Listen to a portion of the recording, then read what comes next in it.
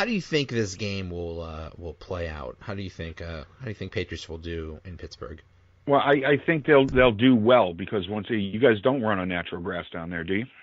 It actually it is natural grass. It is grass? Oh, yep. Son of a seek. All right, then we're dead in the water. Forget about it. It's over. It's over.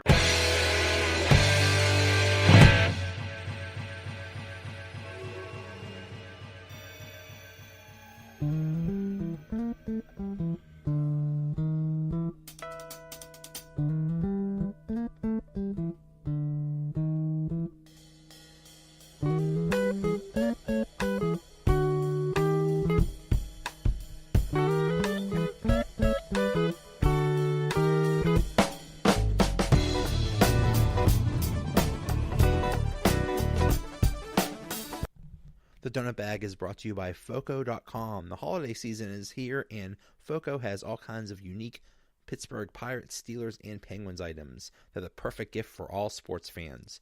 Order today at Foco.com for guaranteed shipping before Christmas. Be the MVP of gift giving this holiday season. And for a limited time, if you buy one bobblehead, you get the second one 25% off.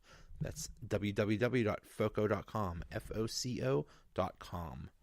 What's going on, everybody? Welcome to another episode of the Donut Bag, part of the Pulse Podcast Network and the PodHub Network.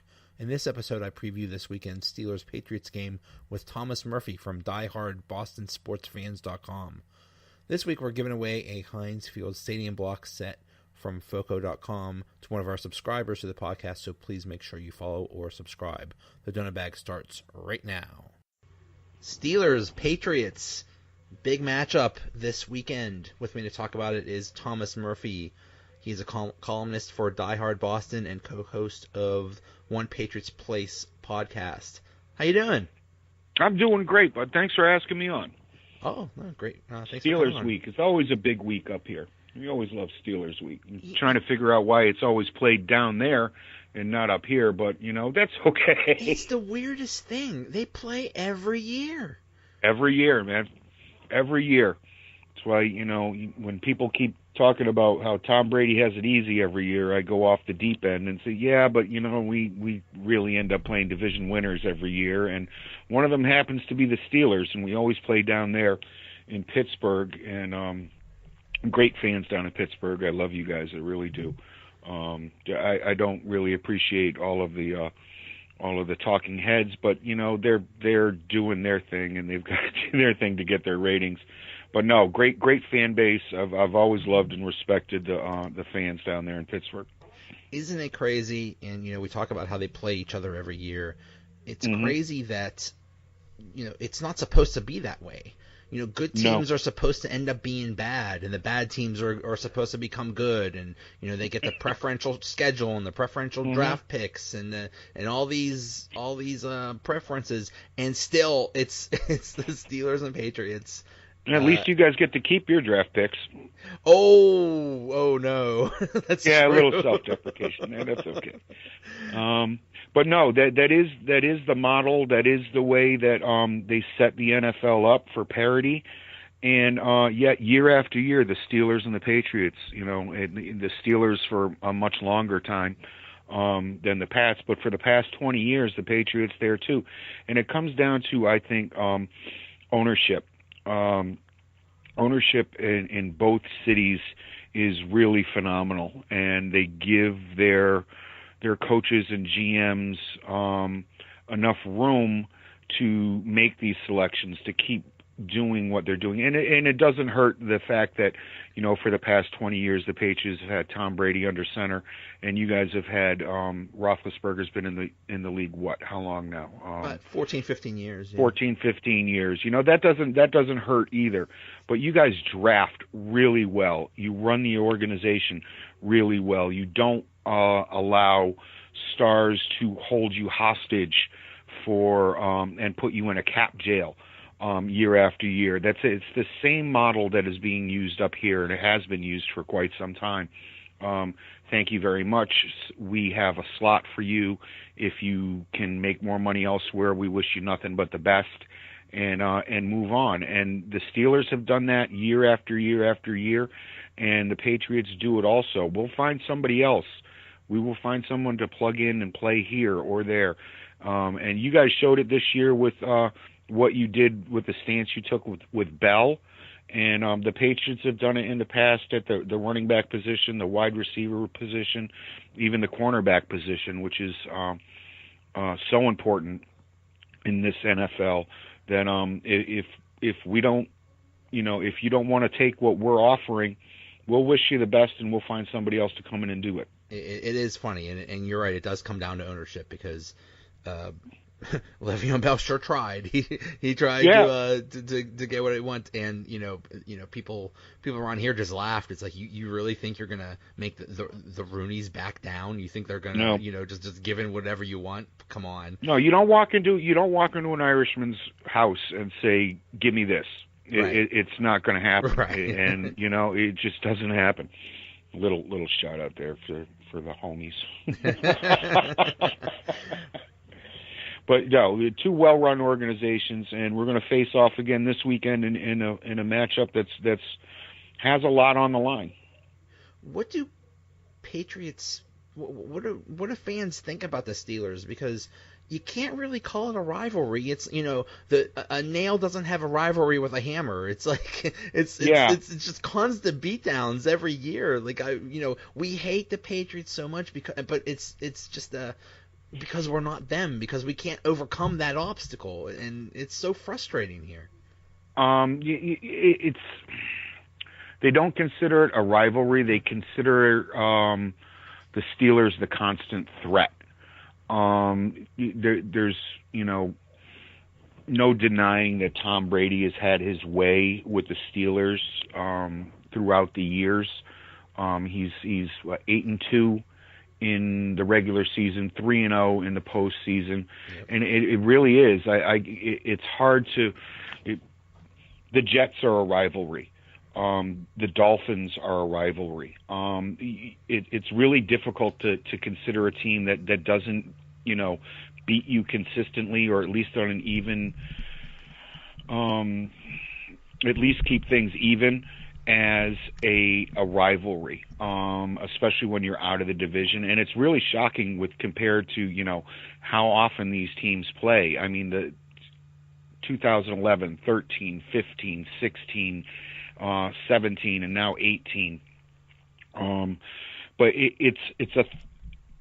it's a worry. It's a constant team that, you've still got to get past the Steelers.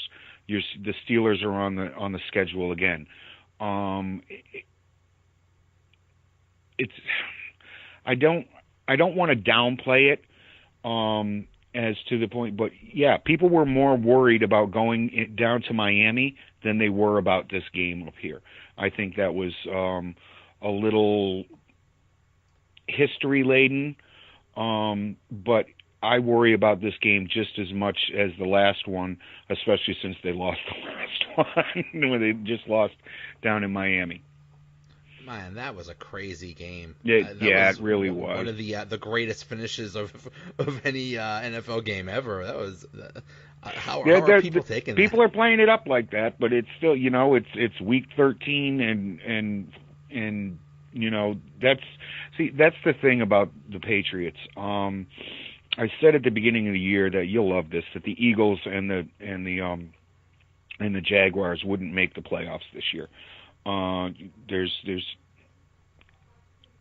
people kind of got on me after the Jags beat the Patriots earlier in the season, but you can see this is what happens to a team. It happened with Tennessee also. Every team in the NFL plays one Super Bowl every year, except for the teams that play the Patriots. It always seems like you get up more for New England than you do for anyone else. And you could see it in the way that both the Jaguars and the Titans played after the Patriots game. The Jaguar, after they won their Super Bowl in week 2, they won their Super Bowl, and then it went all downhill after that. In this conference, the Dolphins play a Super Bowl twice a year. The Jets play a Super Bowl twice a year, and the Bills play a Super Bowl twice a year. These guys get up. This is what they hang their hat on. If they can beat the Patriots. This is what Ryan created a career out of. Was it? Yeah, I can beat the Patriots. It worked for him. Put a lot of money in his pocket. The Steelers don't think that way. Maybe it's because they haven't had a lot of success against it. They bounce back. They're more resilient, and they, quite frankly, I think they overcome their coaching. I am not a huge fan of Mike Tomlin. I don't know what people down there really think of him. I think this team, he's been one of the worst coaches in the NFL over the past 15 years. He rode a great coach and a great organization to his one and only Super Bowl victory, and I keep scratching my head and wondering why he can't get over the hump again with the talent that he has been handed year after year. Well, you're not alone, especially after losing to Oakland in Oakland. Yeah. There have always been a number of people that basically just say what you said, that you have one of the most talented rosters in the league every year, and you still underachieve. And it's a very fierce debate, especially this week. But what happened? I thought he should have been gone after the Chargers came back. There's no reason on God's green earth that the Chargers should have come back and won that game. I tweeted it out. I said that they should fire Tomlin immediately and hire Mike McCarthy because he's looking for a job. And quite frankly, I just don't get it. I don't understand, except for the fact that the Rooneys do not like to fire anyone. I don't think they've fired a head coach in 50 years. And you're right. But he has to go. If you want to win, he has wasted Ben Roethlisberger's career. If you can possibly waste a Hall of Fame career, they've done it, because Ben is a Hall of Famer, whether folks like him or not, with his history or whatever, and he's a Hall of Fame quarterback. He's one of the I would consider top 20 quarterbacks of all time in this league. He's been a top 5 quarterback his entire career, and look at the other quarterbacks that he's had to go up against. It's amazing. And the fact that he only has 2 Super Bowls, you can hang on Mike Tomlin. Yeah, that's a very popular sentiment. Well, I hope you didn't expect something adversarial out of me today. Oh no, Steelers suck. They deserve to lose. No. That's not me. Not what's going to happen. I'm part of entire groups that basically are the whole basis of the group is we hate New England, we hate Tom Brady. That's basically the only thing that binds us together, is we all hate you. Yeah. And that's fine. We love it. Go ahead. Yeah, bring on the hate. We deserve it. We deserve it. It's like I am much older than you or anyone else in probably listening today. It's the way it was with the Yankees when I was a kid. It's a hatred that's born out of losing to somebody, and that's okay. The only thing is that Tom Brady has beaten everybody so often that the hatred just flows, and you either embrace it or you let it drive you crazy. I embrace it, and so do most of the Patriots fans that I know that are smart. It's a great thing to have a villain, to have a dynasty, to have a known enemy, because if you have some leagues, some sports, they have different champions or whatever, or different teams are good and bad, up and down. But when you have one team that everybody is gunning for and everybody wants to beat, when you beat them, it makes it that much more satisfying. It really does. It really does. I'm sorry, I didn't mean to cut you off there. Oh, you're fine. I'm usually the interviewer, not the interviewee, and so I tend to do that, and it's really terrible of me. But it really is. There has to be a bad guy. It's done so much for the NFL that it's unreal, and it goes to marketing, and that has to go to a lot of the BS. I'm sorry, it's just straight BS about the inflation of footballs and camera placement, for Christ's sakes. Oh my God, please people